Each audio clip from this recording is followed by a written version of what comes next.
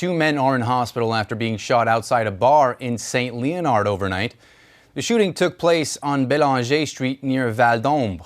On site, police found 2 male victims aged 28 and 24 years old. Their lives are not in danger. According to witness accounts, the suspects fired from a moving vehicle and fled the scene before police could arrive. An investigation is underway.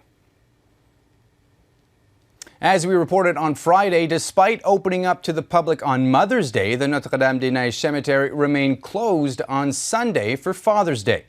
The gates have been shut since January because of a labor dispute. A strike by more than 100 maintenance and office workers has kept the graveyard shut to the public since mid-January.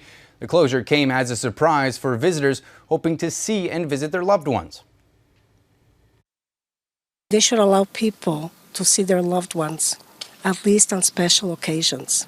Hopefully this ends very soon, and hopefully it never happens again to anybody. We can't even get in. We've got the flowers and everything. We can't even walk in to pay our respects.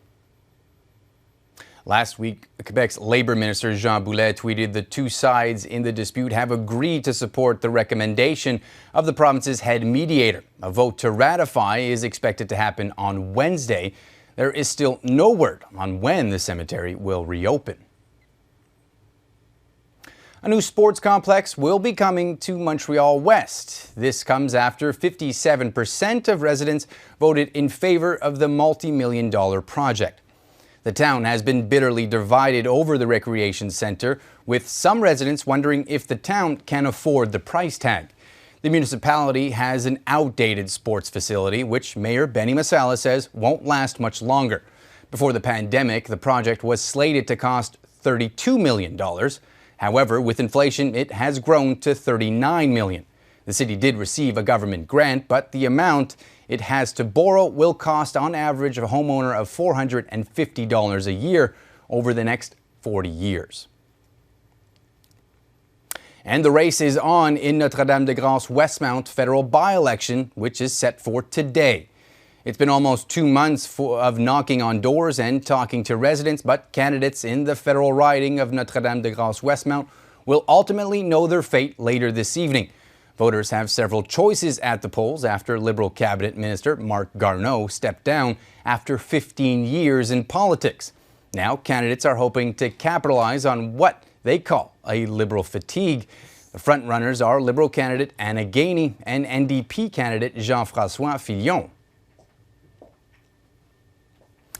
And this weekend, it was an exciting day at the track for Formula One fans, with a nail-biting finish on Sunday marking the end of the Canadian Grand Prix. It's Verstappen in Canada for the second year in a row. Yes, Max Verstappen had a comfortable lead all day long, but just 4 laps to go, Verstappen almost crashed his car into the wall. But the Dutch driver managed to get it under control, crossing the finish line with his 4th straight and Red Bull's 100th F1 victory. Fernando Alonso was 2nd, nearly 10 seconds back, and Lewis Hamilton took 3rd.